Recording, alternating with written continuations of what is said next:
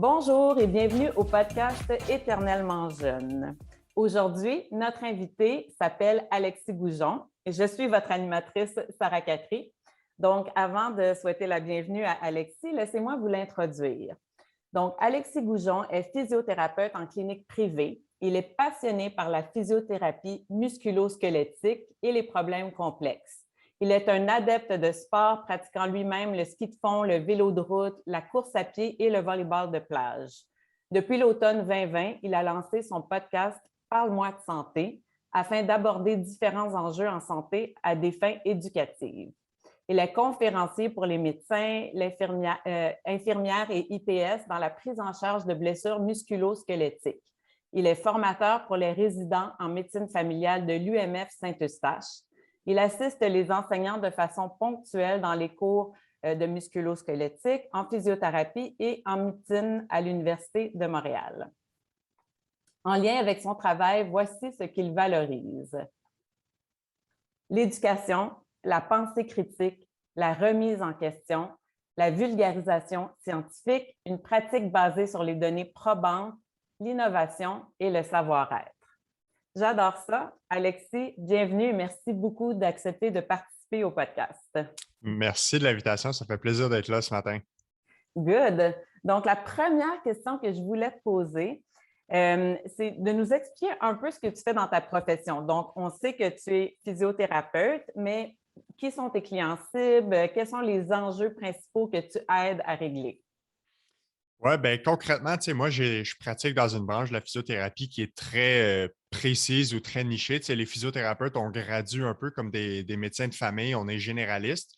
Fait que je pourrais travailler dans n'importe quel domaine.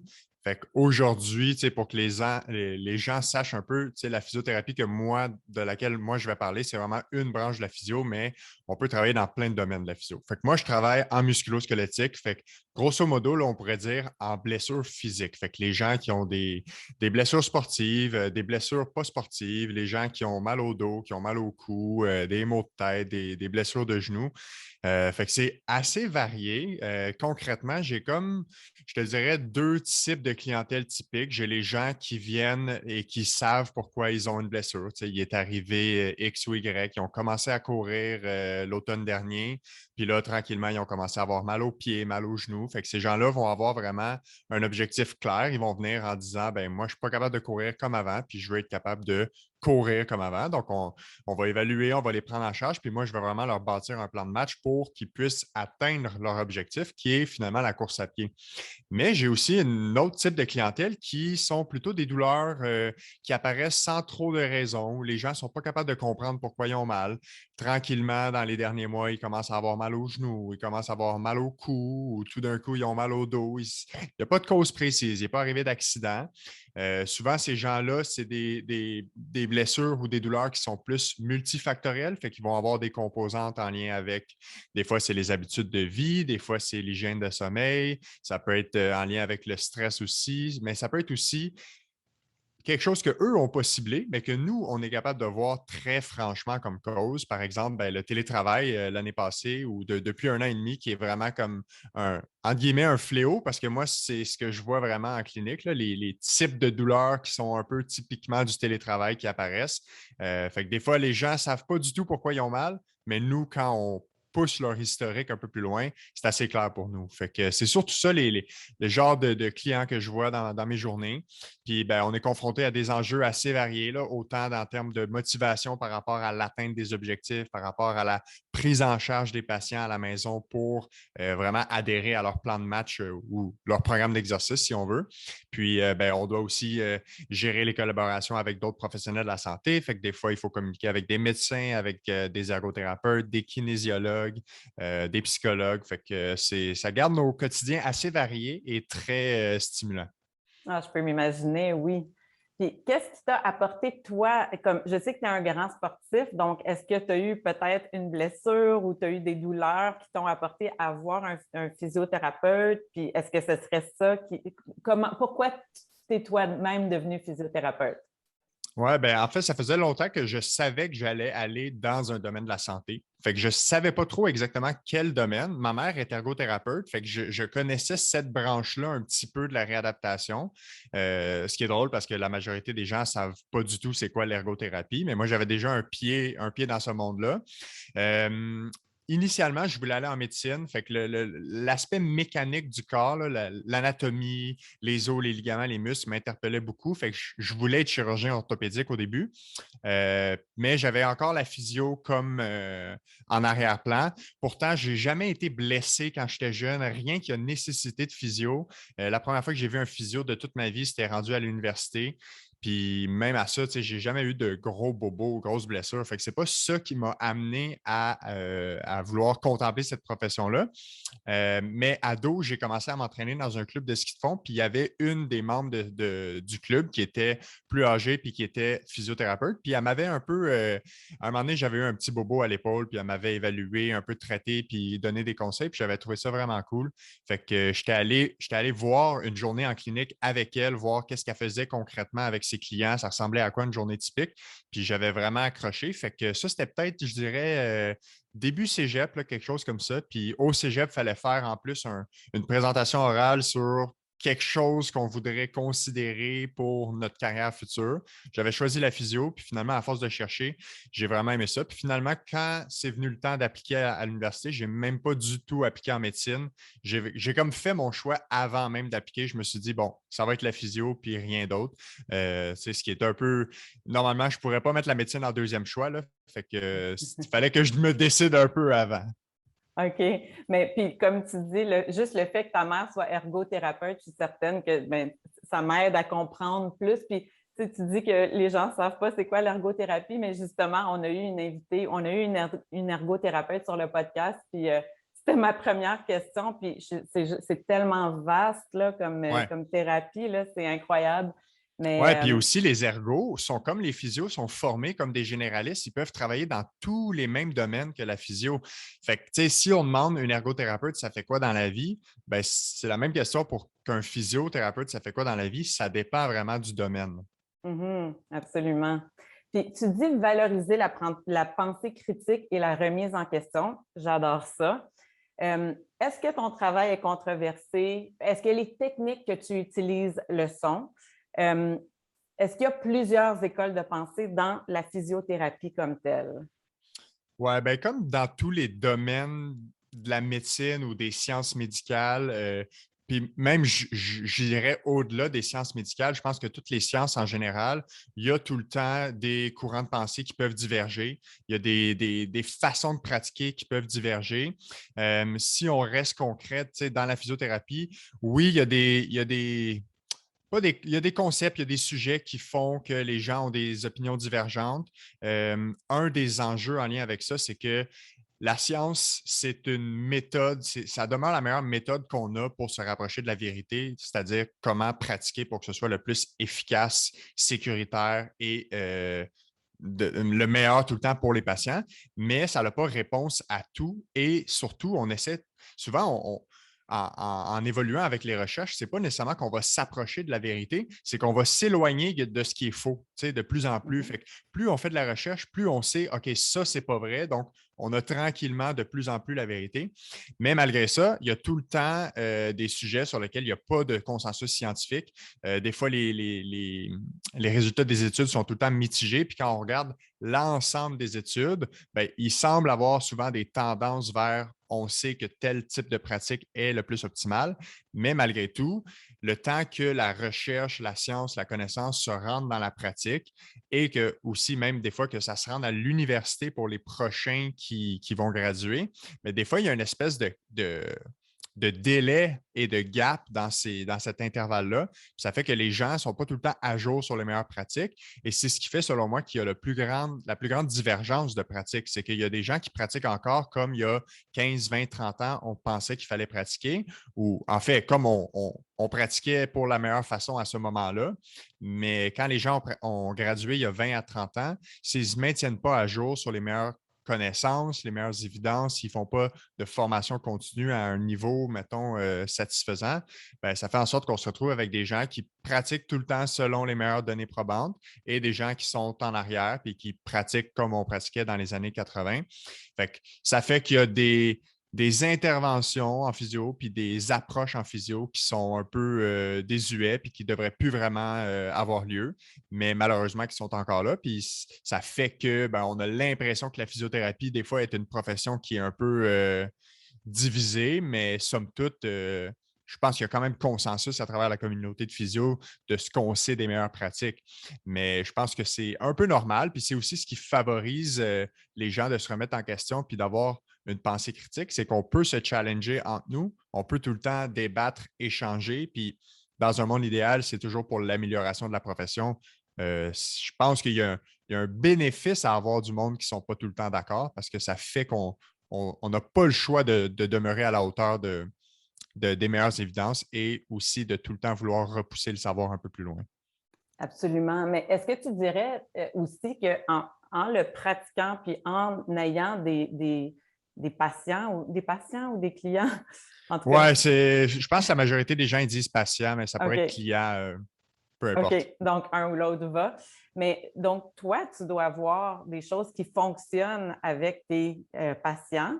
Puis après ça, ben, que ce soit la donnée la plus récente ou si ça, tu le vois vraiment de tes yeux que ça fonctionne avec tout le monde, tu peux ensuite être tu vas être plus tenté d'utiliser cette technique-là? Ou est-ce que… Oui, je comprends ce que tu veux dire. Ben, c'est là où, à mon avis, le meilleur clinicien, puis ça, c'est pas propre juste à la physio, là, ceux qui travaillent en santé, les meilleurs cliniciens, c'est ceux qui trouvent le meilleur des mondes entre intégrer la recherche, comprendre la recherche, les meilleures données probantes, son expérience clinique. Et normalement, plus tu vieillis en âge, plus ton expérience s'élargit. Donc, tu as une meilleure idée de qu'est-ce qui fonctionne bien, qu'est-ce qui est à délaisser. Tu sais, c'est tout le temps, tout au long de notre carrière, il y a certaines techniques ou certains types d'approches qu'on va délaisser, d'autres qu'on va acquérir. Fait qu'il faut faire l'équilibre entre ce que la recherche nous dit et ce que notre expérience clinique démontre.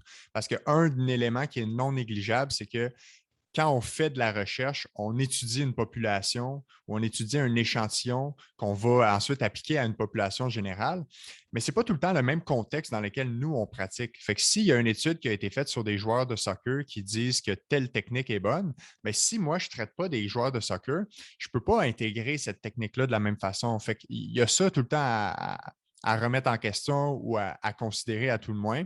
Mais évidemment, c'est sûr que quand on a des résultats avec un type de pratique, il faut toujours s'assurer que ce ne soit pas juste notre biais personnel de ça fonctionne pour moi et donc c'est la vérité. Okay? Parce que c'est très compliqué ce qui explique pourquoi les techniques fonctionnent ou pourquoi les interventions fonctionnent. Il faut considérer l'effet placebo, il faut considérer la relation thérapeutique. Hein? Il y a beaucoup de recherches qui démontrent que l'attente du résultat pour un patient est plus prédictrice que l'intervention en tant que telle. Fait autrement dit, les gens qui s'attendent que X ou Y fonctionne, ça va plus souvent fonctionner que si on a une intervention qu'on sait qui fonctionne, mais que le patient ne pense pas qu'il va l'aider. Fait que c'est très complexe, puis c'est ça qui fait en sorte qu'il faut tout le temps considérer et la relation avec le patient et les attentes du patient, mais aussi notre expérience et la recherche. Fait que c'est une espèce de jonglerie avec tous ces éléments-là. On mélange pour faire la meilleure recette possible. Puis idéalement, ben, ce qu'on veut finalement, c'est que le client aille mieux. Donc, on va essayer de tout le temps jouer avec ces outils-là pour favoriser ce outcome-là finalement. Puis c'est vrai que le mindset il est pour beaucoup, là, c'est vrai que ça fait partie de, tu sais, si on croit qu'on va guérir, c'est sûr que ça va être, en tout cas, moi, je crois beaucoup à ça, là, donc ça joue là-dedans. Mais ma prochaine question, c'est un peu difficile à expliquer, mais comme, puis tu sais, je t'en ai parlé un peu, j'ai vu sur les réseaux sociaux que, tu sais, il y a un compte Instagram très connu qui s'appelle Move You. Puis je pense que c'est géré par Mike Wasilin. Puis moi, je venais d'entendre un podcast là, d'un nutritionniste que j'aime beaucoup puis que je valorise beaucoup. Puis sais, il l'interviewait, tout ça. Puis moi, ça m'a comme donné l'impression que, OK, tu sais, ce type-là, il sait vraiment de quoi il parle, il est une référence. Puis là, toi, tu as posté sur tes réseaux sociaux, il donnait des conseils, puis tu n'étais vraiment pas d'accord, tout ça. Puis là, ma question, c'est comment on fait pour savoir? Tu sais, moi, je ne suis pas physio, je ne travaille pas, tu sais, dans le domaine de la musculo-squelettique, tout ça. Donc, comment je fais pour savoir qui a raison, qui n'a pas, mis à part les diplômes, là? Donc, Et ouais, ça, c'est une grosse question. Tu sais, honnêtement, là, si je faisais une réponse facile, la vérité, c'est que le grand public n'est pas outillé pour savoir qui a raison. Ça, mhm, c'est la réponse facile. Là, puis, tu sais, même moi, là, je suis dans le domaine scientifique, je suis dans le domaine de la santé. Puis, la nutrition, ben, c'est facile de me faire avoir. Là, c'est sûr, je reçois des nutritionnistes au podcast, fait que je commence à comprendre un peu mieux. Mais mettons qu'on prend cet exemple-là. mhm, Euh, il y a beaucoup le phénomène du gourou charismatique ou de l'influenceur charismatique sur les réseaux sociaux qui parle avec une confiance incroyable, qui va citer des études ici et là et qui va tout le temps, tu sais, le contenant est tout le temps solide, rigoureux et beau en apparence. Mais c'est un peu comme le marketing. Tu ne le sais pas qu'est-ce que les gens te vendent nécessairement, puis les gens vont englober le produit pour que ça ait l'air parfait. Fait que si on prend cet exemple-là, où il parlait que la posture du pied peut amener tout type de problèmes, puis qu'ensuite, c'est ça qui cause la douleur au dos, tu sais, c'est une façon extrêmement simplifiée de voir la mécanique du corps, qui est, puis en fait, le lien de cause à effet qu'il fait, lui, dans cette vidéo-là, est scientifiquement faux. Fait après ça, comment on fait pour savoir dans le grand public qu'est-ce qui est vrai, qu'est-ce qui est faux? Euh, Comme je te disais, c'est dur. Même à l'intérieur de la communauté des professionnels, si tu prends à l'intérieur des physiothérapeutes, ben, il y a des physiothérapeutes qui ont 4 ans d'université, dont une maîtrise, qui ont fait un projet de recherche, qui ont un background scientifique, et même à ça, ils ne pratiquent pas selon les meilleures données probantes. Fait que mhm. c'est difficile après ça pour quelqu'un qui est pas du tout dans le domaine, qui est dans le grand public, de déterminer ben, qui dit vrai, qui dit faux.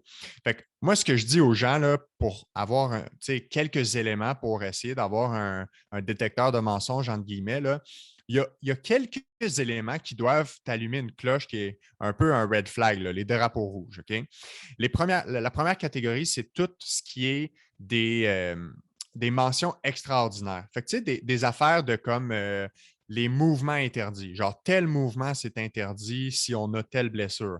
Tel sport, c'est interdit si on a telle blessure. On ne devrait jamais, tu sais, tous les extrêmes, là, on devrait Mhm, jamais, on devrait toujours la bonne posture, régler la posture, corriger le mouvement, corriger la colonne vertébrale, la vertèbre, un exercice miracle. Tu sais, toutes ces affaires-là, ça, en général, il faut qu'il y ait une cloche qui t'allume qui dit c'est un red flag. C'est comme en nutrition, là. Si on dit que le bleuet guérit tous les problèmes, tu sais, c'est pas aussi simple que ça. Donc, si on a quelqu'un qui amène ce genre de discours-là, mais pour moi, ça, c'est un problème. Chaque fois qu'on parle que la cause d'un problème en musculo-squelettique est comment on est fait. Fait que des affaires de les jambes plus courtes que les autres, le bassin croche, le cou, la posture du cou, les épaules en avant, tu sais, toutes ces affaires-là qu'on va prendre un seul problème très simple, puis qu'on va lier comme vraiment par un lien de cause à effet à tous les problèmes, les douleurs, les blessures. Ça, c'est vraiment une simplification extrême de la science et de ce qu'on sait sur les blessures. Fait que ça, pour moi, c'est vraiment un red flag. Après ça, ben, c'est sûr que si on a un professionnel qui est appuyé par ses pairs, fait avoir la reconnaissance des pairs de façon consensuelle, c'est probablement une des meilleures façons de savoir que ce professionnel-là, ben, la majorité du temps, il ne dit pas n'importe quoi. Fait que, en recherche, on a le principe de la revue par les pairs. Fait que quand on publie une étude, ben, il y a des pairs de cette profession-là qui vont relire l'étude pour voir si elle a été bien faite. Puis ce qu'on veut pour une bonne étude, c'est qu'elle soit acceptée et revue par les pairs. Donc, la communauté des professionnels considère que c'est bien fait. Mais moi, je le vois un peu de la même façon. S'il y a quelqu'un qui s'expose sur les réseaux sociaux, qui fait de la vulgarisation scientifique ou qui sensibilise les gens par rapport aux blessures et aux douleurs, il ne faut pas que cette personne-là soit à contre-courant de ce qu'on sait comme consensus professionnel. Donc, si la majorité des physios disent que tel physio n'a pas d'allure, ben, il y a des bonnes chances que ce physio-là n'ait pas d'allure. Et d'un autre côté, si vraiment il fait consensus, puis c'est quelqu'un qui est souvent invité pour discuter, c'est souvent quelqu'un qui parle dans des congrès, qui parle dans des conférences, ben, déjà, ça peut ajouter de la crédibilité. Quoique, des fois, on voit du monde invité dans des congrès, des conférences qui disent du gros n'importe quoi, malheureusement. Mhm. Mais puis comme tu sais, ton premier point qui disait il ne faut pas que ça soit comme un exercice miracle ou un. Ouais, Mais ça, c'est ce qui vend, là. Donc, c'est souvent ce qu'on va voir, surtout sur les réseaux sociaux. Tu sais, comme moi, je te parlais de j'ai vu ce type-là sur Instagram, mais tu sais, c'est sûr, je ne vais pas chercher mon information sur Instagram, mais j'y ai fait confiance parce qu'il était l'invité d'un podcast, d'un nutritionniste que je respecte beaucoup, puis qui, lui, a le consensus. Donc, tu sais, j'ai quand même fait ma recherche un peu plus loin, mais comme tu dis, faut faire attention avec tout ce qui est un petit peu trop tout ce qui est trop noir ou blanc, parce que je pense qu'il ben, n'y a rien qui exact. est, c'est ça, il n'y a rien qui est si facile ou simple comme tu dis. Donc, Exact. Mais tu sais pourquoi, en fait, la raison pour laquelle ces gens-là ont du succès sur les réseaux sociaux, pourquoi il y a beaucoup de monde qui les suivent et qui les cite, c'est que justement, ces gens-là sortent de ce qu'on sait qui est tout le temps nuancé et vont se positionner dans le noir ou le blanc. Donc, ils vont dire la réponse à la question est, puis ça va être une question tout le temps, une réponse tout le temps simple à une question complexe. Puis c'est ça le problème, c'est que quelqu'un qui pratique et qui vulgarise avec la meilleure science à jour ne sera jamais dans le noir ou le blanc, sauf pour quelques exceptions près, parce que la majorité des questions qu'on a quand on se demande c'est quoi qui cause les blessures, c'est quoi les exercices qui fonctionnent, qu'est-ce que les gens doivent faire pour ne pas se blesser et tout ça, c'est tout le temps des réponses grises. Il y a beaucoup de nuances, c'est multifactoriel, c'est complexe et ça doit être adapté selon chaque personne. Fait que quand la personne a dit toutes les douleurs lombaires, voici 2 exercices pour le guérir, ben ça sent déjà pas bon. C'est hum, déjà un red flag. tellement d'accord. Puis pourquoi tu as décidé, là, je change un peu de sujet, mais pourquoi tu as décidé de partir un podcast? Comme je t'en parlais un peu tantôt, il n'y en a pas beaucoup au Québec là, sur la santé, tout ça. Donc, quand j'ai trouvé le tien, j'étais vraiment super contente. Puis, tu sais, je trouve ça fascinant. Là. J'adore écouter tes épisodes. Mais qu'est-ce qui t'a poussé, toi? Est-ce que tu as toujours eu un amour des communications ou. Ben, j'ai toujours aimé les présentations orales, comme Oui. vulgariser devant des gens, expliquer, éduquer, donner du mentorat, de l'aide aux études. Tu sais, ça remonte à même mon temps au primaire, au secondaire. J'ai toujours été impliqué dans les associations étudiantes, à l'université aussi. Fait que j'ai toujours été quelqu'un avec beaucoup de projets en parallèle.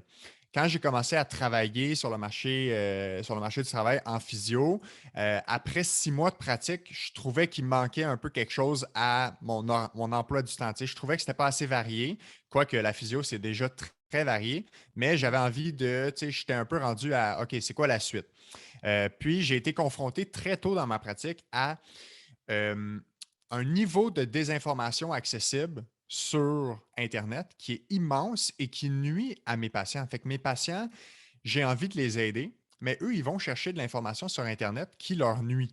Fait que là, je me suis dit, comment je peux faire pour essayer d'amener les gens à avoir un peu une meilleure source d'information, de rassembler ça tout au même endroit. Entre-temps, moi, en commençant à travailler, j'avais commencé à faire beaucoup plus de voitures parce qu'au début, je travaillais sur la rive nord, fait que je faisais 1 heure de voiture par jour, considérant l'aller-retour. Fait que j'ai commencé à écouter beaucoup de podcasts, puis j'ai vraiment aimé ce médium-là comme façon de consommer de l'information, comme façon de se divertir. Tout est au même endroit, puis tu peux avoir une recherche très différente de ce que tu cherches justement comme contenu. Fait que je me suis dit, ah, le podcast, c'est intéressant. J'aime avoir des conversations, mais je voulais surtout avoir des conversations qui permettent d'aller dans la nuance. Fait que je voulais pas. Tu sais, il y a un mouvement en ce moment pour le fast food d'information. Tu sais, on fait des entrevues en 7-10 minutes, puis on condense tout ça. Moi, je voulais retourner un peu en arrière, puis retourner aux longues conversations. Fait que je me suis dit, je vais lancer un podcast, ce qui permet aussi qu'à chaque fois que je prends le micro puis que je jase avec un invité, ben, il y a plus qu'une personne qui va écouter parce que c'est ça l'enjeu. Quand moi, je suis en consultation avec un client, ben, chaque chose que je dis, c'est une seule personne qui l'entend à la fois. Donc, je dois répéter 1000 fois la même affaire pour que 1000 personnes l'entendent. Alors que quand j'enregistre un épisode, ben, je peux avoir 5 à 10 000 personnes qui vont l'écouter juste en l'ayant dit une fois. Fait que l'accessibilité à l'information est beaucoup plus facile et j'avais envie d'offrir aux gens une ressource fiable, accessible, gratuite et vulgarisée pour que les gens puissent s'informer, s'éduquer, en apprendre plus, réfléchir, challenger un peu leurs propres acquis, leurs propres biais. Et finalement, le rayonnement que ça a, c'est que ça a un impact, oui, sur le grand public, la population générale pour défaire des mythes, mais même sur les professionnels de la santé qui eux, en apprennent et qui m'écrivent parce qu'ils sont challengés un peu sur leur propre biais. Fait que cette espèce de en permettant aux gens de se remettre en question et de challenger tout ça, je trouve que ça contribue à ce que je valorise, c'est-à-dire ben, la pensée critique, la réflexion, la vulgarisation et les données probantes. Absolument. Puis j'adore le fait que tes podcasts soient plus longs, justement, que tu vas plus loin dans les sujets, là. C'est vrai, moi aussi, j'en ai assez, là, des petites capsules, là, 7-8 minutes, là, puis tout, tu sais, qu'on entend toujours les grands points, mais c'est tout le temps la même chose. Mais le fait que, tu sais, puis c'est des discussions, fait que, tu sais, avec tes invités, ben vous vous challengez, tout ça. Moi, je trouve ça super intéressant. Puis, tu sais, comme je te disais tantôt, moi, j'écoute beaucoup, beaucoup, beaucoup de podcasts, moi aussi, tu sais, comme si je vais loin en voiture ou même en courant, tout ça. Puis j'aime ça sur la santé, la nutrition, tous ces thèmes-là. Puis c'est surtout en anglais que j'en trouve qui viennent des États-Unis. Donc, je suis vraiment, vraiment contente d'avoir le tien qui est ici, québécois, avec des gens d'ici. Je trouve ça super intéressant. Donc, vraiment, bravo pour ça. Merci. Puis là, changer encore un peu de sujet, parler des jeunes un peu. Donc, tu sais, tu as mentionné souvent dans tes podcasts avec différents invités que les jeunes ne bougent pas assez. Tu sais, pourquoi on ne leur donne pas une prescription de 20-30 minutes chaque jour qui devrait. On le sait que c'est important, mais dans les écoles, il y en a de moins en moins, tout ça. Puis, tu sais, c'est un discours qu'on entend souvent, là, on le sait tous que nos jeunes, moi, j'ai des ados, puis, tu sais, c'est sûr, c'est tout le temps, on voudrait donc qu'ils bougent plus, mais pourquoi? Tu sais, je le sais qu'on le sait, mais peux-tu nous expliquer qu'est-ce qui arrive à long terme? Qu'est-ce que ça fait si quelqu'un ne bouge pas assez? Ben, en fait, c'est que, tu sais, pour simplifier la réponse, là, je le résume tout le temps en une phrase très simple. Le temps sédentaire, c'est-à-dire le temps qu'on est assis ou couché, le temps qu'on n'est pas en activité, c'est un des facteurs de risque pour la majorité de toutes les maladies qui nous tuent. Fait que, qu'est-ce qui tue les êtres humains en 2021? Ben, c'est les maladies du cœur, c'est les cancers, c'est le diabète, c'est l'obésité, c'est un multifactoriel, mais c'est tout le temps en lien avec des maladies de notre système, de notre corps. Puis l'inactivité physique, c'est un point commun à tous ces enjeux-là. Fait que le temps sédentaire, là, c'est probablement la chose qui cause le plus de tort à la santé physique et j'irai plus loin à la santé mentale de ça. Euh, on a parlé beaucoup des jeunes avec la pandémie, on a parlé beaucoup de l'isolement social des gens, on a beaucoup parlé dans les médias qu'il y a beaucoup de problèmes de santé mentale. Les problèmes de santé mentale sont en hausse, oui, chez les jeunes, chez les personnes vieilles aussi, mais surtout chez les jeunes. On voit des hauts taux d'anxiété, de dépression, de stress chez des enfants d'âge primaire, là, ça commence à 3, 4, 5 ans. De l'anxiété de performance, stress en lien avec les situations vécues à l'école, relations sociales et tout ça. Fait que la santé mentale, c'est un immense enjeu. Puis c'est quoi un des éléments qui est clairement démontré par la science? Tu sais, on parlait tantôt qu'il y a beaucoup de gris, mais ça, c'est noir ou blanc. L'activité physique, ça a des conséquences positives sur la santé mentale. Donc, ça diminue les risques de dépression, ça diminue les symptômes associés à la dépression, ça diminue les symptômes liés au stress, ça diminue les symptômes liés à l'anxiété. Fait que faut que ce soit une priorité pour notre société de faire bouger les jeunes. Et il faut aussi que ça devienne dans les valeurs bien ancrées, même dans les familles, que l'activité physique, il faut que ce soit essentiel et nécessaire et tout le temps présent. Puis J'insiste sur activité physique pour ne pas dire sport, parce que c'est pas tout le monde qui a besoin de jouer au soccer, puis de faire de la course à pied, puis de s'inscrire à des tournois de hockey et tout ça. L'activité physique, là, tout ce que ça veut dire bouger, avoir chaud, puis avoir du plaisir. Ça peut être d'aller courir au parc, ça peut être de faire de la danse, ça peut être de faire de l'aérobie, tu sais, tout est bon. Puis l'important, c'est de trouver qu'est-ce qu'on aime, mais plus on l'instaure jeune, je pense, plus ça va être ancré dans les valeurs, dans la routine. Puis moi, je ne pense pas que je fais de l'activité physique aujourd'hui parce que j'étais né pour ça. Quand j'étais jeune, ben, mes parents, ils nous amenaient faire du ski alpin. J'ai été inscrit au hockey, j'ai été inscrit au soccer. Tu sais, quand on est jeune, on ne prend pas nos décisions, mais nos parents, si c'est important pour eux qu'on bouge, ben, ils vont nous inscrire, ils vont nous impliquer là-dedans. Puis maintenant, pour moi, si je ne fais pas 4, 5 fois d'activité physique par semaine, ben, je considère que c'est comme manquer des repas ou manquer des nuits de sommeil. C'est vraiment un besoin essentiel pour ma personne. C'est ce qui fait en sorte, je pense, que ben, on met toutes les chances de notre côté pour vieillir le plus possible en santé et heureux aussi. Mhm, mhm. Oui, non, je suis d'accord.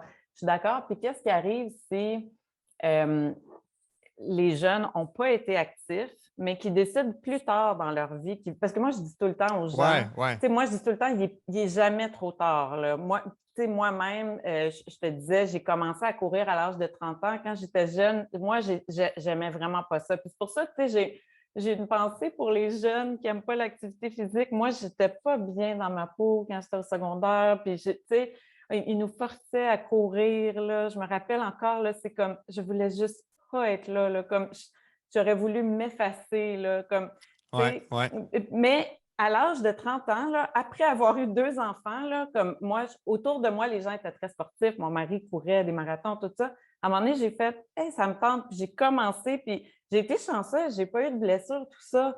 Mais est-ce qu'il y a des conseils? Tu sais, est-ce que tu conseilles ça, premièrement, aux gens de commencer à tout âge, même mes parents qui ont commencé à courir à 50 ans?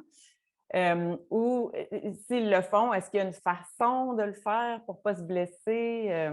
Ouais, absolument. Puis, tu sais, même avant, juste ce que tu as dit, ça me fait penser à. Je fais refais une petite parenthèse sur ce qu'on avait discuté juste avant, là. L'accessibilité à l'activité physique, là, c'est aussi un enjeu. Hein. Il ne faut pas blâmer les individus de ne pas bouger. Il faut Mhm. trouver des solutions collectives de la société, en passant par les gouvernements, par les écoles, par les organisations privées, les compagnies, de comment on fait pour faciliter l'accès au mouvement. Parce que c'est pas vrai que tout le monde a les moyens de s'inscrire au soccer puis au hockey puis de payer de l'équipement. Fait que faut pas que ce soit de la responsabilité des individus seulement. Il y en a en partie selon moi, mais il faut que ce soit une priorité au niveau sociétaire de faire bouger les gens. Fait il y a aussi cet aspect-là, là, tu sais, l'enjeu économique puis l'accessibilité à l'activité physique. Fait que ça, c'est, à mon avis, quelque chose sur lequel il faut plus se pencher dans les prochaines années, au lieu de juste dire aux gens, faut bouger. Parce que les gens, ils savent qu'il faut bouger, de la même façon qu'ils savent qu'il faut manger des fruits et des légumes, mais somme toute, les fruits et les légumes, ça coûte cher, fait que c'est pas tout le monde qui a les moyens de s'en payer. Mhm. Fait que c'était une petite parenthèse parce que des fois, je trouve qu'on c'est facile de blâmer les gens de Ah, tu bouges pas, mais faut faciliter cet aspect-là. Après ça, pour ce que tu disais, là, y a-tu un âge pour commencer? Y a-tu des façons de commencer pour pas se blesser? Honnêtement, là, moi, je suis d'avis, puis honnêtement, la science a tendance à aller vers là. Il n'y a pas d'âge maximal trop vieux à laquelle on dit Ah, non, à cet âge-là, on ne peut pas commencer à bouger. Même la course à pied, même les marathons, n'importe quelle activité physique, il n'est jamais trop tard pour commencer. Il y a deux éléments clés, là, puis je vais essayer de les simplifier pour les gens.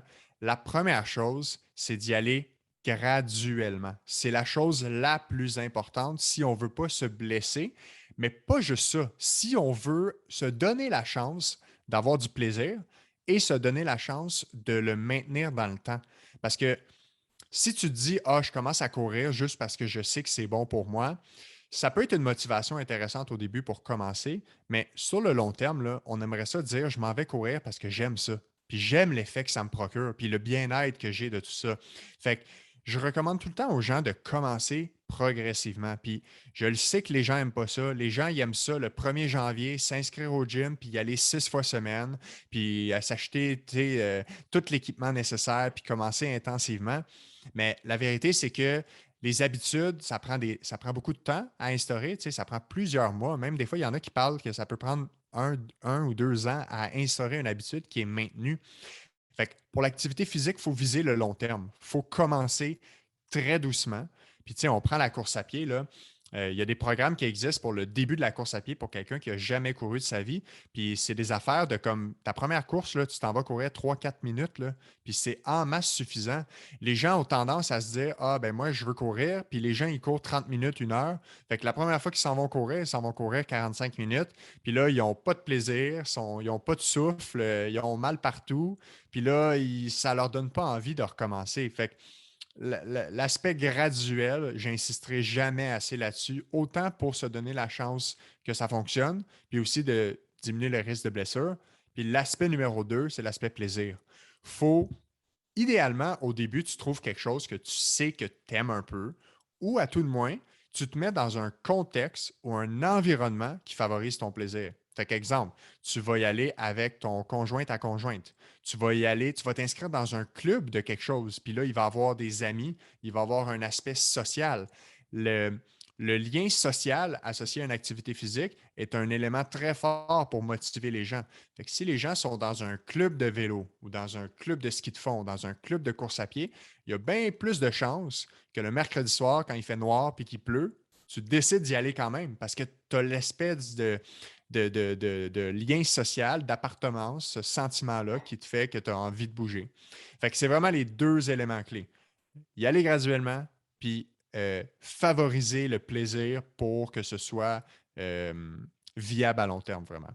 Mhm. Puis moi, je pense le cercle social, là, moi, Ouais, justement, c'est mon mari le faisait, puis là, mon père avait commencé à courir aussi, mon frère le faisait, fait que c'est devenu, tu sais, là, tu sais, on a eu du plaisir là, pendant quelques années, on s'inscrivait à des courses, là, on s'entraînait, on allait courir, tu sais, j'allais courir jusque chez mon frère, il me donnait de l'eau, lui, il venait courir jusque ouais, chez nous, tu sais, fait que c'est devenu vraiment puis là, on a plein d'amis qui ont embarqué là-dessus. Puis là, on allait comme au marathon d'Ottawa, toute la gang ensemble. On en faisait un week-end. Fait que, tu sais, l'aspect social, là, c'est vraiment, vraiment super important. Puis comme tu dis, c'est moi, tu sais, courir au début, je ne sais pas si j'avais le plus grand plaisir à courir comme tel, malgré que c'est devenu un plaisir. Puis maintenant, ça m'apporte tellement de bien-être. Mais au début, c'était peut-être pas la course comme telle qui m'apportait du plaisir, mais c'était vraiment l'activité de groupe, là. Ça, c'est ouais. Puis sûr, là. exactement. Puis tu vois, moi, mettons, mon expérience personnelle en lien avec la course à pied,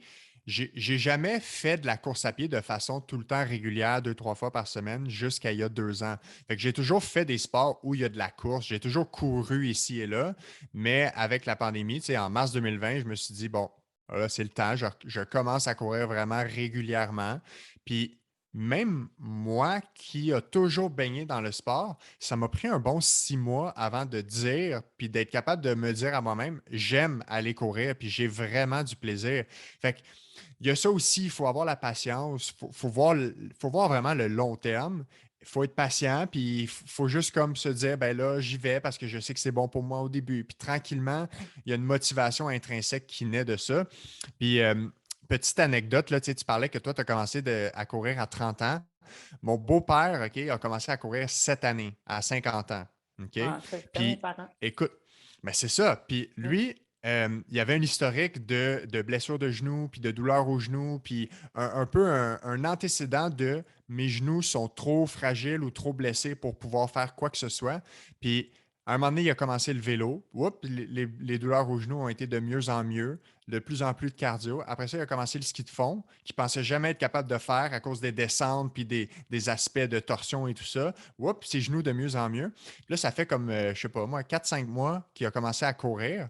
Puis la semaine passée, il a couru son premier 5 km. Tu sais, il a couru pour la première fois un 30 minutes continu à 50 ans avec des conseils très simples. Il s'est juste acheté une paire de souliers.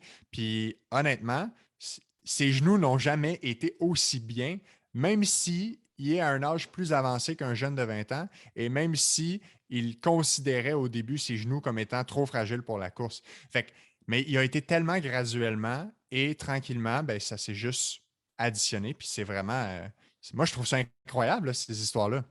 Ah oui, ben, bravo à ton beau-père, là. C'est une belle histoire. Puis ça me fait beaucoup penser à mes parents, malgré qu'il n'y avait pas d'historique de genoux, mais tout le monde nous le disait autour comme Ah, courir, c'est pas bon pour tes genoux. Puis tu sais, on se l'est tellement fait dire. Puis j'ai beaucoup d'amis qui ont voulu comme embarquer dans le mouvement, puis là, elles commençaient à courir, puis elles se blessaient. Puis tu sais, fait que j'ai comme, je te dirais que j'ai comme une gang qui ont embarqué, puis ça a fonctionné. Puis il y a comme d'autres gens qui ont comme essayé, mais se blessaient tout le temps. Puis ça, c'était comme ma prochaine question. Tu dis quoi à ces gens-là? Tu sais, j'ai une voisine dernièrement, elle était comme moi, je ne peux pas courir. Elle dit, j'arrive en bas de la rue, puis tu sais, mes articulations font mal, tout ça.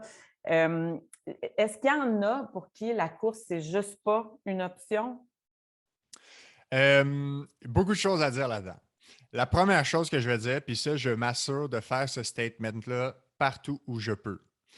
La course à pied n'use pas les genoux. Ça, là, c'est un fait qui est scientifiquement solide en 2021. OK? Il OK.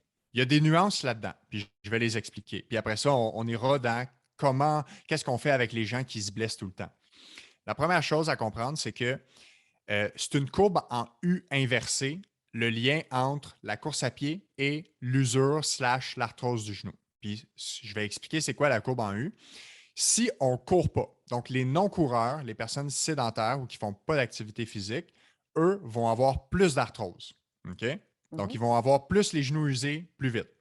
Les gens qui font de la course à pied de façon modérée toute leur vie vont avoir beaucoup moins d'arthrose aux genoux que les autres.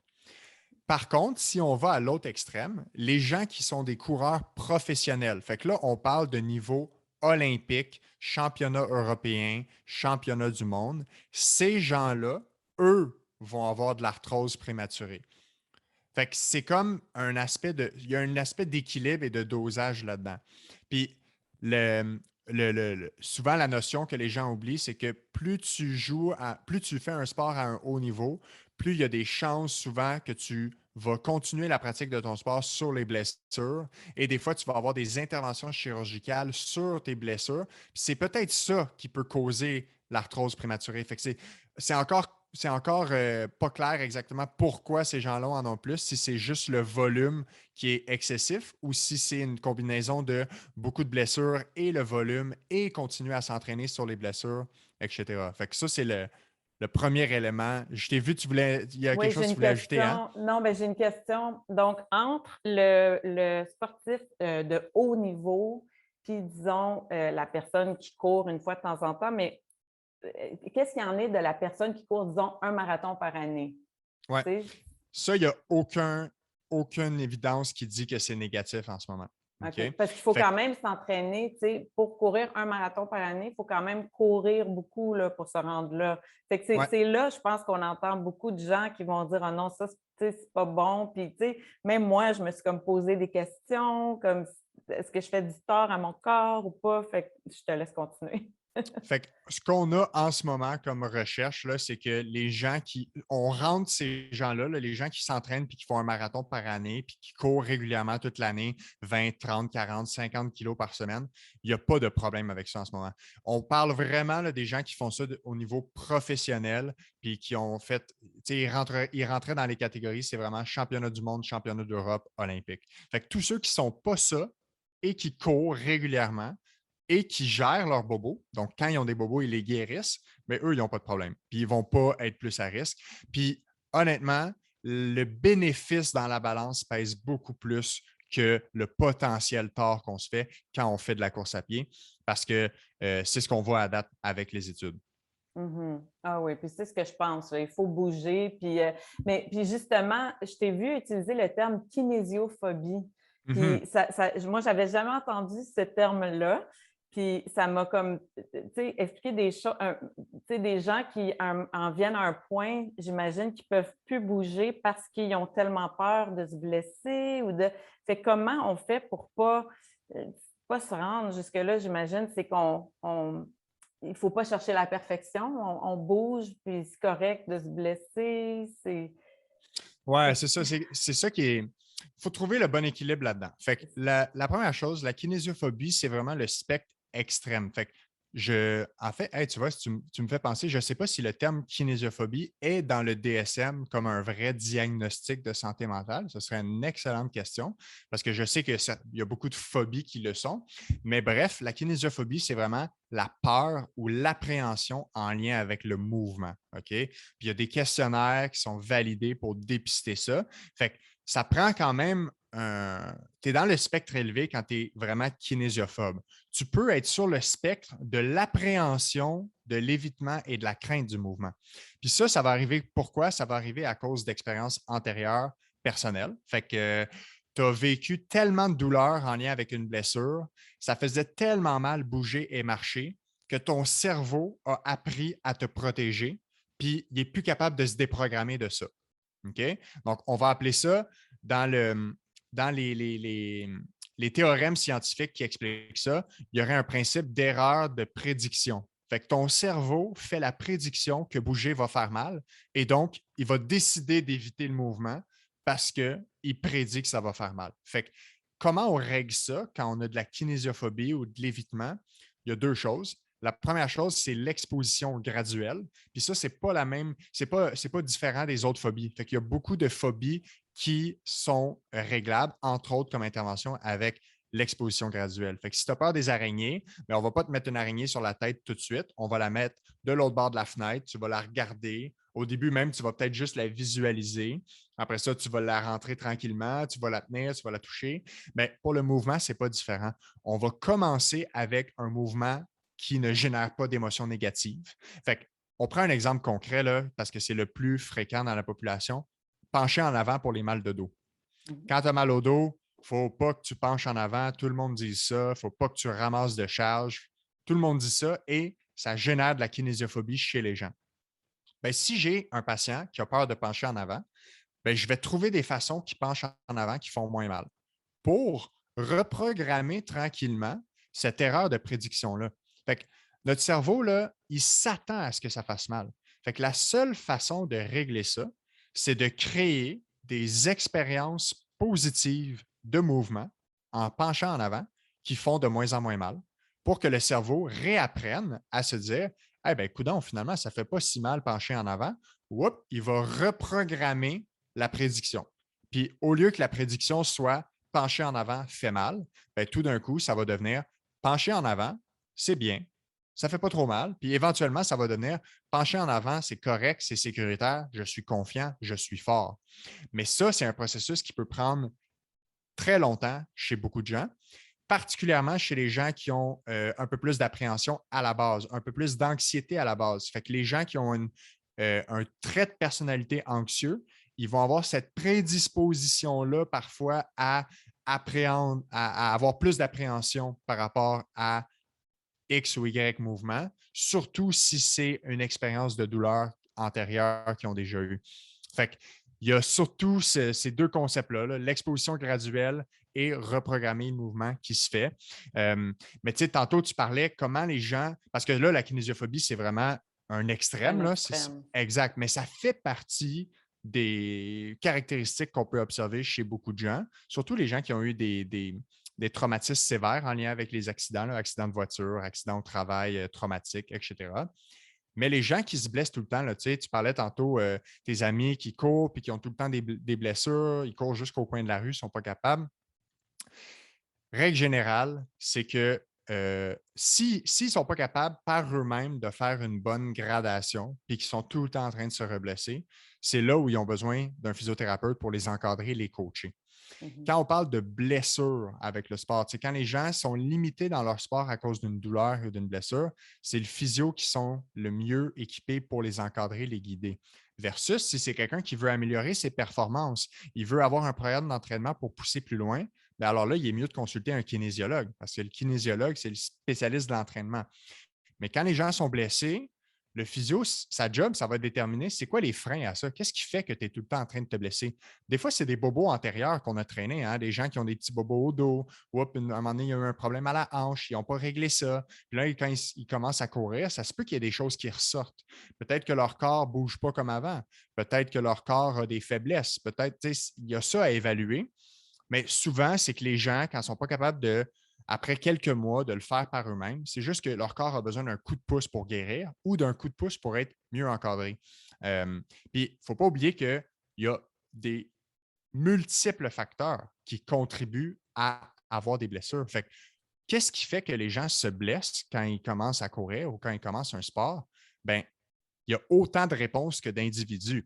Le sommeil est un élément majeur. Fait que moins de 7 heures ou 8 heures de sommeil par nuit chez les athlètes, c'est un grand facteur de risque pour les blessures. Fait que les gens sont 2 fois plus à risque de se blesser quand on parle des athlètes, là, vraiment dans le sport, s'ils ont des nuits de sommeil de moins de 7 heures ou moins de 8 heures. Ça dépend des études.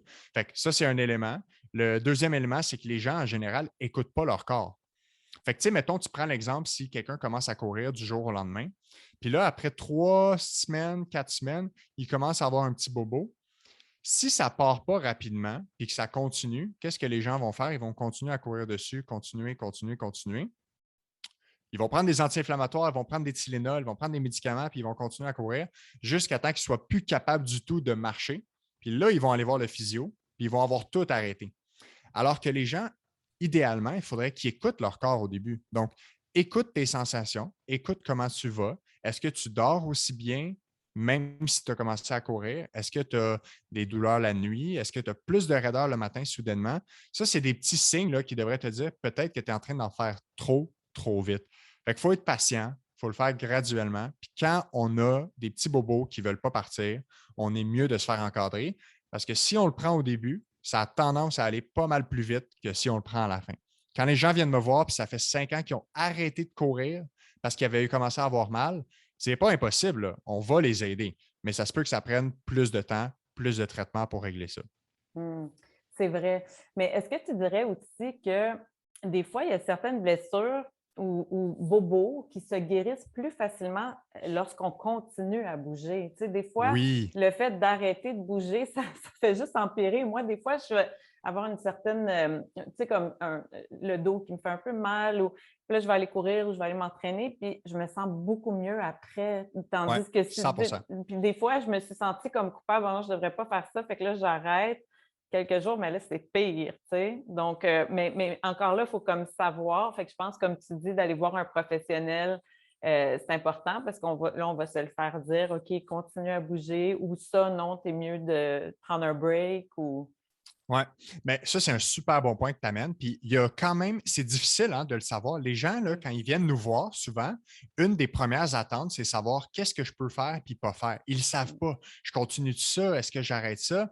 Puis ce que tu disais avec ça, ben, tu sais, mettons là, que tu commences à avoir mal puis que tu arrêtes de courir puis que tu arrêtes tout. Bien, Mhm. est-ce que ça s'est réellement amélioré? T'es-tu mieux depuis que tu as arrêté de courir ou de faire ton sport? La première chose, si c'est non, ben, arrêter n'était pas la solution. Ça, c'est clair, OK? Puis même à ça, même si tu es mieux après ça, ben, on ne va pas être en évitement tout le temps. Fait qu'on va vouloir éventuellement, graduellement reprendre. Mais une règle de pouce que je dis aux gens, là, mettons que vous avez une blessure et vous vous demandez est-ce que l'activité X, je peux la continuer ou non? Ben, faites l'expérience, faites l'activité X, OK? Puis suivez le résultat pendant les 24 heures après. Il y a 2 questions à se poser. Est-ce que je suis pire qu'avant pendant les 24 heures après? Si je suis pire qu'avant, est-ce que c'est acceptable dans mon fonctionnement? Tu sais, j'ai-tu quand même bien dormi? J'ai-tu quand même réussi à faire mes activités? Ça m'a-tu pas trop dérangé? Puis surtout, est-ce que ça m'a pas trop affecté le moral? Si le bénéfice d'avoir fait l'activité surpasse ce petit négatif-là, moi, je dis aux gens de continuer leur activité, puis on va adapter le plan de match autour pour qu'ils puissent continuer parce qu'il y a trop de bienfaits pour eux. L'autre question à se poser, si on a notre douleur ou notre blessure, puis qu'on fait l'activité X et qu'on est mieux, bien là, c'est un peu un non-sens, c'est facile. On continue l'activité parce qu'il y a un bénéfice à le faire. Et si ça n'a pas changé, fait qu'on n'est pas pire, on n'est pas mieux, bien, ça veut dire qu'on peut continuer aussi. Mais la majorité des gens quand ils sont blessés, ils vont vraiment mettre le frein. Mais là, encore là, ça dépend de leur type de personnalité. Parce qu'on a on les appelle les endurance copers, là, les gens qui vont continuer, puis qui vont poursuivre. Fait qu'il y en a chez qui il faut freiner un peu, puis il y en a, il faut leur donner des petits coups de pied dans le derrière. Fait que ça dépend vraiment de chacun. Mais honnêtement, l'activité physique, ça a un effet prouvé analgésique. Fait que Mhm. il y a les mêmes drogues qu'on peut retrouver dans des médicaments antidouleurs, on les retrouve dans notre cerveau qui sont sécrétés après l'activité physique. Fait qu'il y a un bienfait énorme d'activité physique, des fois qui surpasse le fait de prendre un Tylenol ou un anti-inflammatoire, là. Fait que c'est assez fascinant, mais c'est vrai, tu as raison de dire que les gens, ils ne savent pas exactement quoi faire. Fait que c'est ma petite règle de pouce que je donne aux gens, là, de le tester puis de voir l'impact. S'il n'y a pas d'impact négatif, on devrait continuer. Ah, mais j'aime ça parce que tu dis aux gens d'écouter leur corps. J'aime ça parce que, tu sais, trop souvent, on se fait enlever ce pouvoir-là. Tu sais, il faut écouter le médecin, il faut écouter. Mais j'aime ça. On écoute notre corps, puis, mais tu sais, d'avoir certaines lignes directrices, comme tu viens de le dire, qui nous font OK, ça, tu sais, je suis mieux ou ça, je suis pire, ou tu sais, puis là, on y va avec ça.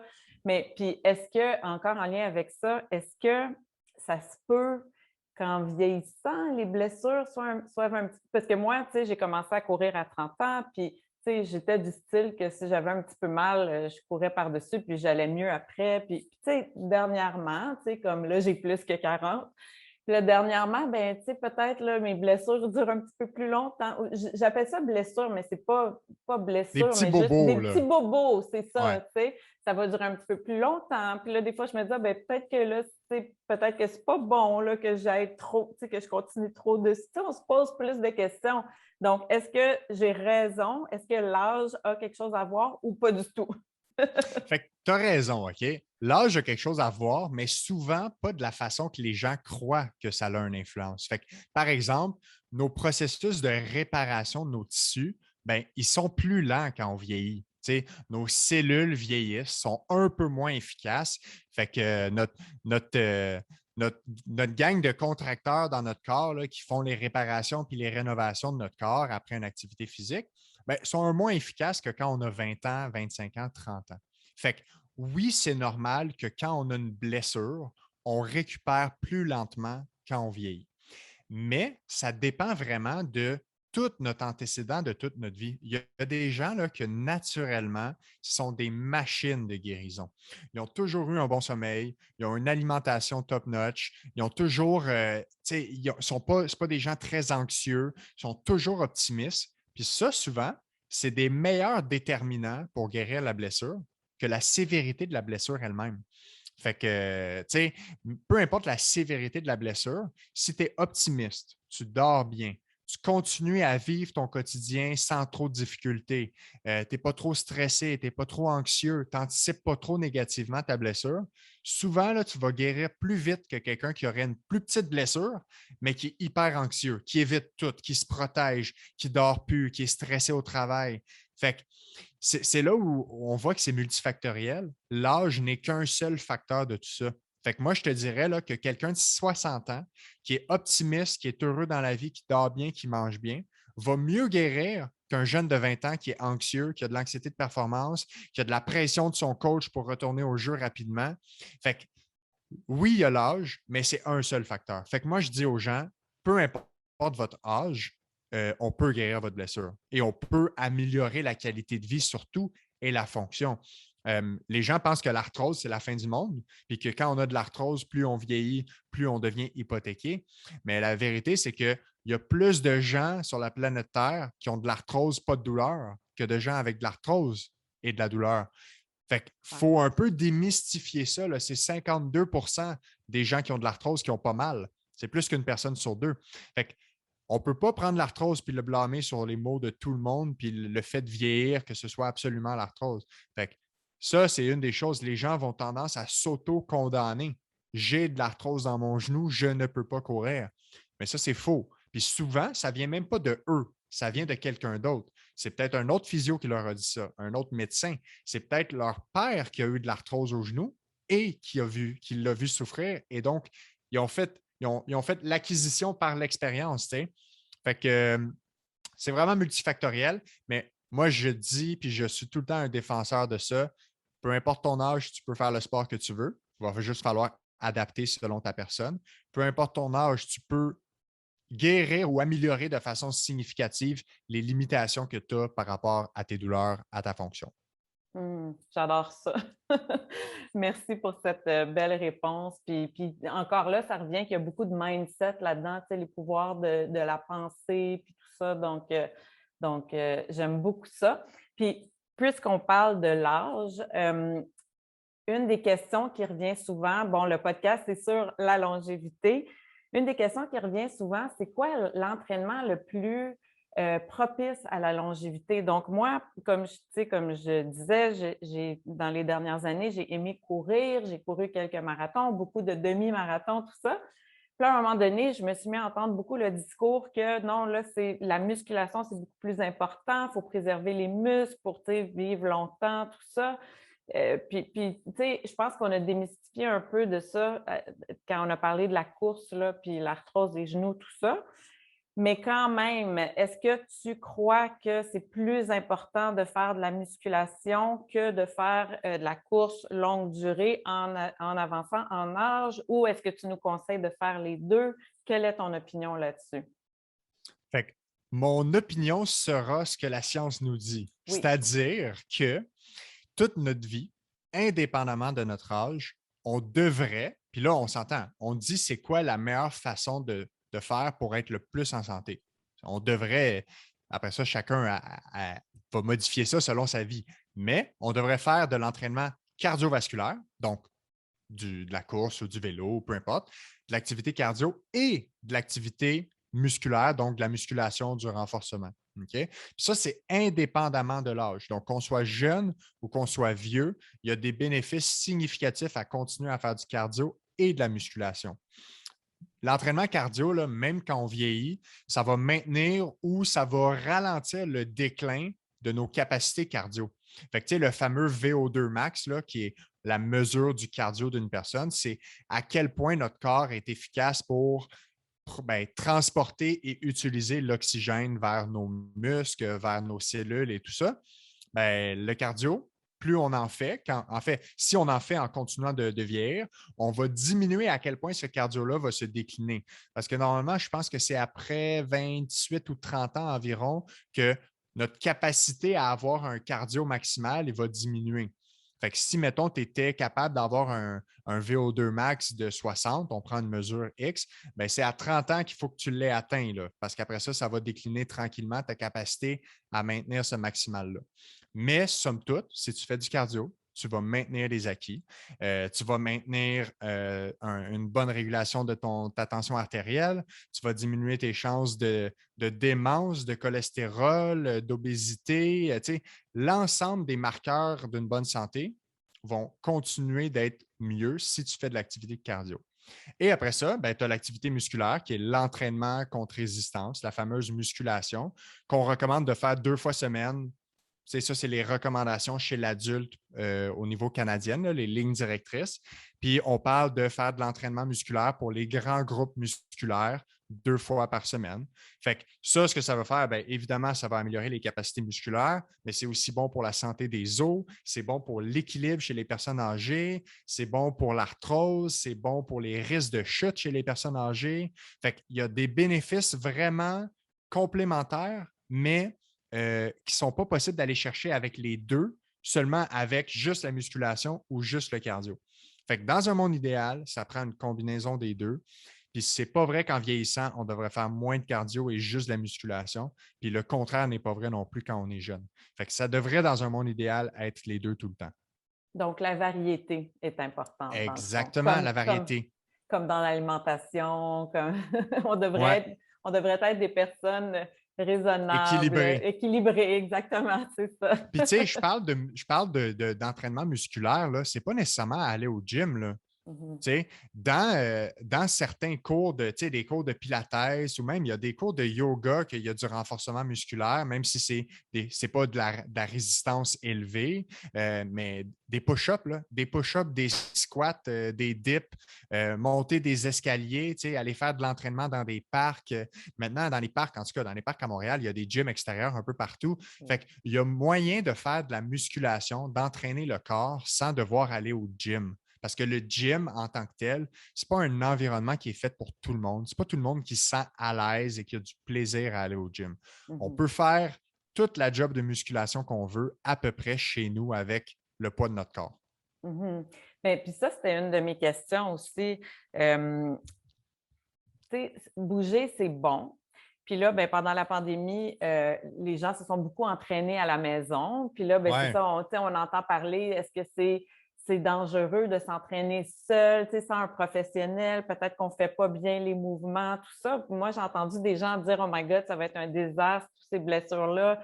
Et moi, je me disais au contraire, non, c'est bon, les gens ont pris leur santé dans leurs mains, puis se sont entraînés pendant la pandémie, même si ce n'est pas avec un professionnel, puis ce n'est pas fait parfaitement, tout ça.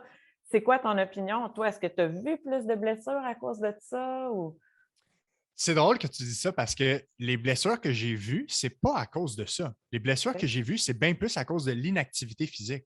Fait que la majorité des gens qui sont dans mon bureau et que leur histoire commence par depuis la pandémie, la majorité du temps, c'est qu'ils ont enlevé des heures d'activité physique de leur semaine et non qu'ils en ont rajouté. OK? C'est sûr qu'il y en a une portion qui ont commencé la course à pied, le vélo, puis là, ils ont mal dosé ça, puis ils sont blessés. Mais honnêtement, là, ça doit être 2 patients sur 10 versus 8 sur 10 que le problème, c'est qu'ils ont arrêté de bouger. Fait que tous ceux qui disent qu'il y a une façon parfaite de faire un exercice à la maison, ils sont dans le champ. La nuance que je vais mettre, c'est quand on est blessé. OK? Fait que si on n'est pas blessé, on n'a pas de douleur, fais l'exercice comme bon il te semble, de la façon que tu es le plus confiante de lever le poids et de la façon que tu le sens le mieux. OK? Il n'y a pas de technique parfaite en termes de prévention de blessures quand on a pas mal. Puis ça, c'est la nuance, OK? C'est vrai qu'il y a une technique idéale quand on parle de performance dans un exercice. Fait que si on regarde les coachs en haltérophilie pour lever des poids, ils vont te coacher sur la technique pour qu'avec le moins d'efforts possible, tu soulèves le plus de poids possible. Donc, il y a un aspect technique. Mais si on parle de prévention de blessures, c'est faux de dire qu'il y a une façon de lever un poids qui prévient les blessures. Puis je sais qu'il y en a qui ne seront pas d'accord avec ça. Ce n'est pas mon opinion. C'est ce qu'on sait en ce moment de la recherche. Puis c'est pas catégorique qu'il n'y a pas de façon de prévenir les blessures en levant un poids. Mais ce qui est clair, c'est qu'on n'a pas de réponse à ça en ce moment. Fait qu'on n'est pas capable de dire avec les recherches qu'il y a une façon de lever un poids pour enlever les blessures de notre dos possible. OK? Par contre, quand on est blessé ou quand on a une douleur, là, il y a des façons de faire les mouvements que les gens vont rapporter se sentir mieux et avoir moins de douleur. Fait que c'est là où c'est intéressant d'être coaché par un physio. Je le rappelle, quand on est blessé, c'est le physio qui devrait nous entraîner ou nous coacher par rapport à ça. Et à ce moment-là, ben, il y a des façons de faire qu'on peut continuer à bouger et avoir moins mal. Fait que là, ça va être positif d'avoir un aspect, entre guillemets, technique, mais on ne sera pas dans quelque chose de super précis et super compliqué. On va être beaucoup dans l'essai-erreur avec la personne en live pour voir, OK, essaie donc de le lever comme ça. OK, oups, ça c'est mieux. Fait que voici comment tu peux le faire à la maison. Ça permet aux gens de continuer à bouger, continuer à aimer leur activité physique et de sentir qu'ils ne sont pas en train de se blesser davantage. OK? Mais tous ceux qui ont dit que c'est une catastrophe de voir du monde s'entraîner à la maison tout croche, moi, je trouve que c'est une catastrophe de voir du monde dire ça parce qu'on Mhm. ne peut pas dénigrer les gens qui s'entraînent à la maison, surtout s'ils sont bien, s'ils n'ont pas de douleur, ils n'ont pas de blessure, puis qu'en plus, ils intègrent ça dans leur quotidien. Hey, c'est un méchant défi de jongler télétravail, les enfants, la famille, puis l'entraînement dans le salon. Tu sais, les gens qui ont réussi à faire ça, chapeau, puis ils devraient continuer, puis pas se laisser décourager par des gens qui disent qu'ils font ça n'importe comment. Mhm. Ah, ben, je suis d'accord avec toi, puis je suis contente de te l'entendre dire. Le corps, là, c'est la plus belle machine d'adaptation. Fait que si tu fais un mouvement d'une certaine façon, ton corps va s'adapter pour que tu sois capable de le faire de cette façon-là. Puis la majorité du temps, c'est pas un problème. Mhm. Fait que dans le fond, moi, ce que je retiens, c'est qu'il ne faut pas avoir peur de bouger. Il faut bouger, puis il faut se Exact. faire confiance. Donc, Exact. Puis arrêter de tout le temps demander la technique parfaite, puis comment. Puis il ne faut pas que tout soit parfait. Il faut juste bouger, il faut le faire, puis on le fait graduellement. Puis si on veut améliorer nos performances, bien là, après ça, ça vaut la peine de consulter un kinésiologue ou un coach pour avoir vraiment la technique parfaite ou entre guillemets parfaite, la plus optimale. OK. Super, j'adore ça. Écoute, c'est tellement intéressant. On a dépassé l'heure, mais je voulais savoir, toi, Alexis, qu'est-ce que tu fais? Tu sais, puisque, comme je te disais, le podcast est sur la longévité, la santé, tout ça. Qu'est-ce que toi, tu fais? On sait que tu es sportif, tu bouges beaucoup, tout ça. Est-ce qu'il y a autre chose que tu intègres dans ta vie à toi pour vivre en santé et bien, là? Ben, la première chose, je m'assure de tout le temps bien dormir. Ça, c'est probablement, puis je suis vraiment béni là, parce que j'ai un sommeil que je considère ma qualité de sommeil à 9, 9,5 sur 10, sans avoir à faire trop de choses, là. Fait que j'ai pas besoin de méditer, de prendre de la mélatonine ou peu importe, comme je dors bien naturellement, puis ça, je pense que c'est vraiment une chance. Fait que ça, c'est une des choses que je considère essentielles. Après ça, côté alimentation, ben je mange de tout, très varié. Là, évidemment, avec les notions d'environnement et de lien avec la nourriture qu'on sait, on essaie de diminuer la consommation de viande, de certaines viandes. Fait que, il y a ça aussi que j'essaie d'inclure à l'alimentation, mais je n'ai pas de régime santé du tout, là. Je mange de tout, très varié, beaucoup de fruits et légumes, beaucoup de choses bonnes. Je mange en compagnie, je cuisine tous les repas. Ben, moi ou ma copine, là, évidemment. Mais puis honnêtement, je dirais, le troisième palier qui contribue à la longévité et à la santé que les gens négligent des fois ou ne sont pas au courant, j'ai des projets qui me stimulent, qui me motivent et qui me font travailler. Fait que le podcast, les échanges, donner des conférences et tout ça, ton cerveau travaille, c'est stimulant, puis c'est excellent pour la santé du cerveau, puis probablement pour la santé du corps en général. Fait que de beaucoup remplir les sphères qui contribuent à un bonheur élevé, c'est probablement ma recette qui fonctionne le plus pour espérer vivre 100 ans et plus. On verra. Ah, j'adore ça. Tu as tellement raison. C'est tellement une partie importante. Puis sur le podcast, justement, j'ai fait des entrevues avec des gens qui ont beaucoup de projets. Puis une dame, la semaine passée, elle, elle a toujours des projets en business, puis c'est tout le temps quelque chose. Puis, tu sais, j'ai demandé ta retraite. Elle était comme, non, moi, je ne prends pas de retraite parce qu'elle a tellement de projets. Puis, justement, je pense que c'est ça qui la garde jeune, là, parce qu'elle est tellement stimulée. Puis, donc, tu fais bien de, de faire ça. C'est vraiment une partie importante de la longévité.